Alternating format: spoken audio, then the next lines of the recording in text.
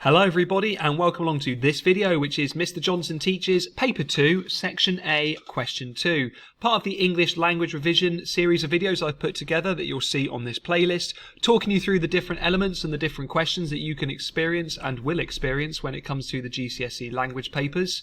So as it says at the bottom there, you're definitely going to need to be ready to pause this video to make notes. I'm going to offer you some structures during this and structures that will be useful to write down and then have a go at repeating yourself when you actually have a past paper question. That's the theme of all the videos I say. Try these things out for yourself and then that's the way to improve. I put a magnifying glass up there because this question is very much about inference and working things out, and that's something you're going to see as we go through. So moving through with this then, what does paper 2 actually look like? Well, the outside of paper 2 looks very much like that. Inside of it you'll find this.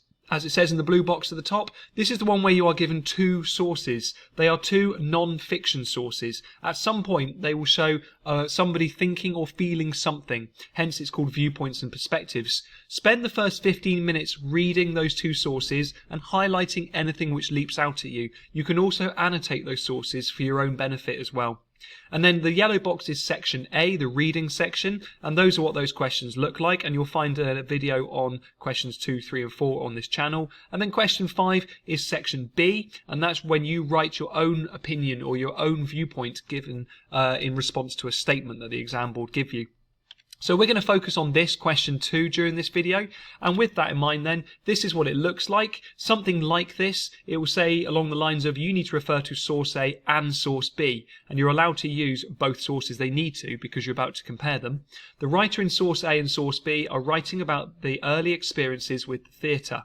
Use details from both sources to write a summary of what you understand about their different experiences. So a summary is what it always says here, and it's using both. So sometimes it will say the similarities, sometimes it will say the differences, and in this case it doesn't really say either, it just says their different experiences, suggesting that they're not the same but there might be similarities.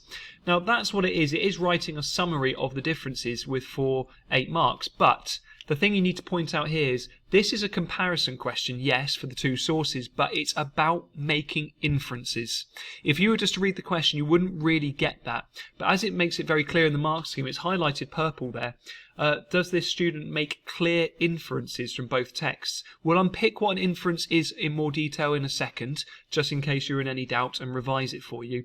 But before we move on, note it's only worth 8 marks. You must not spend any more than 10 minutes on this question. You may feel that you don't finish it or you don't write to the standard you'd like to, but if you go on, I promise you, you will run out of time for the other questions and then you just won't be gaining the marks that you could. The other questions, every question after this is worth more and more marks, so don't spend any more than 10 minutes on it. Top tip from Mr. Johnson. Okay. What is an inference then? Well, as it says beneath it, an inference is an idea reached using evidence and reasoning. So it's not just making up what you think, it's what you think using evidence that's led you to believe that at some level. So as I put in the middle there, inferences can be based on predictions of what's meant, so using what you've seen there to take an idea forwards and think what might happen next from it. Alternatively as well, you could say it also is based on your knowledge from similar examples. In the past there was a question about boats and stormy seas, and if you know of other examples of what happens in that situation, that this means this, then actually you can use that to make an inference. Inference is almost based partly on experience as well, so your experiences of when I've seen this before, it meant this.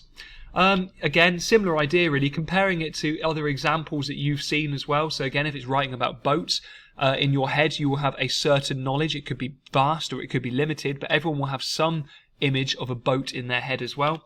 And also experiences as well, your own experiences of what things mean. So those are inferences and how we go about making inferences. You'll see some examples of this coming up later in the video as well. For now, what I want to do then is give you a structure, because I know that many students really rely on and want a structure for how to write a response to an exam question. The English language ones all vary slightly. Language paper 1 generally follow the same pattern. This one for language 2 and question 2, I always encourage my students to use the SQI method, which stands for statement, quote, inference. The arrows give you an idea of what that actually means, but essentially, statement, make your point about the source. So the writer in this source thinks that the theatre is this. here's my evidence, here's my quick quote that proves it, and my inference is what does it suggest. Now, pay attention there. The phrase, this suggests, is a really, really good one. There are others out there, but if you want to keep it simple and you want to keep your confidence safe, then just say, this suggests that, and then you can unpick. What follows next is almost certainly going to be an inference, and therefore is going to gain you some marks. The quality of that inference that you make and the sort of the understanding that you show is what will gain you stronger marks. So, let's put this into practice then. That question in the white box there was the one that you saw earlier. So it's two sources writing about their experiences with the theatre. Source A and source B, I've just taken an extract. Now, I will post a link in the comments section below, which actually comes up with the booklet that I found this from, and a thank you to the school who put that onto their website. So you can read these sources in full, and there are practice questions inside that booklet you could have a go at as well.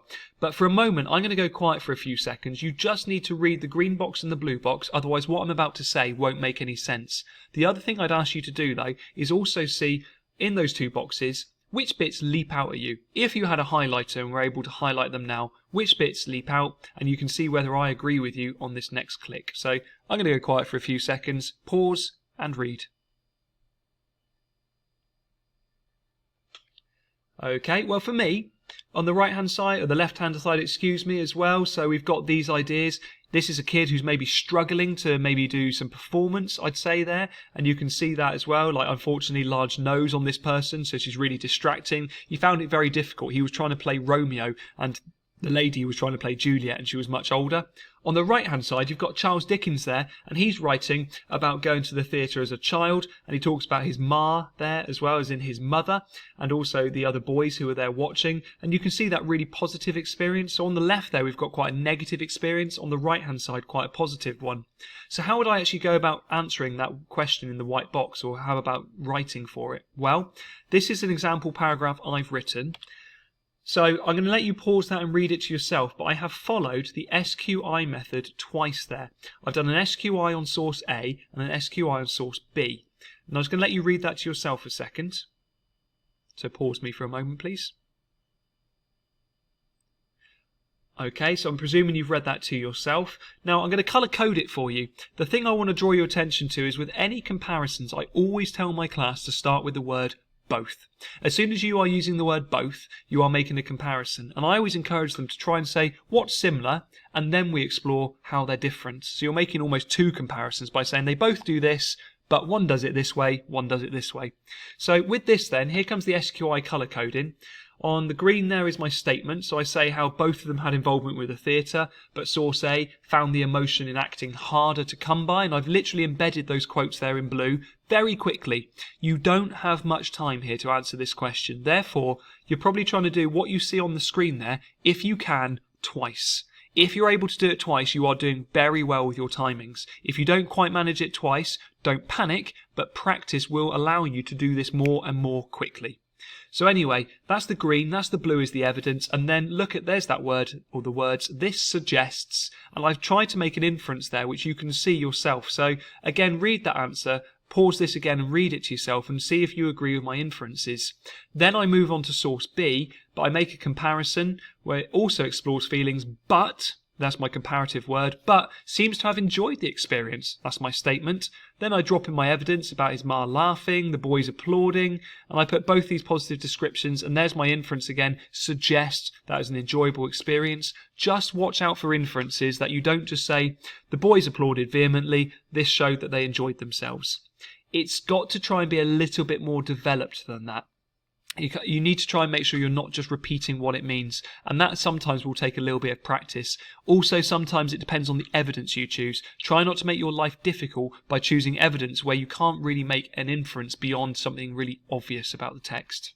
Now that's where I'm going to draw this video to a close. The SQI method is the one I definitely recommend, as you can see there, and I would now say go off and practice. The booklet I put in the comments section might be a starting point. Speak to your own English teacher and see if they can give you some practice questions, maybe some past papers as well. Above all else, I'm going to say thank you very much for watching this video. I hope you found it useful. Please feel free to check out other videos and of course to subscribe to the channel if you're finding it useful. Share it with friends as well, and above all, good luck when it comes to your own exams. Thanks for watching, and goodbye.